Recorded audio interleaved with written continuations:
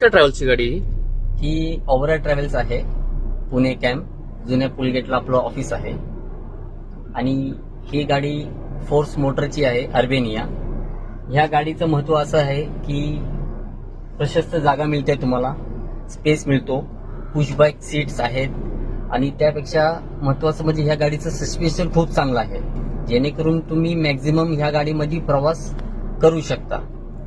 Comfort कसा वाटतो गाडीचा, Comfort म्हणजे खूप पॅसेंजर चांगला कम्फर्ट?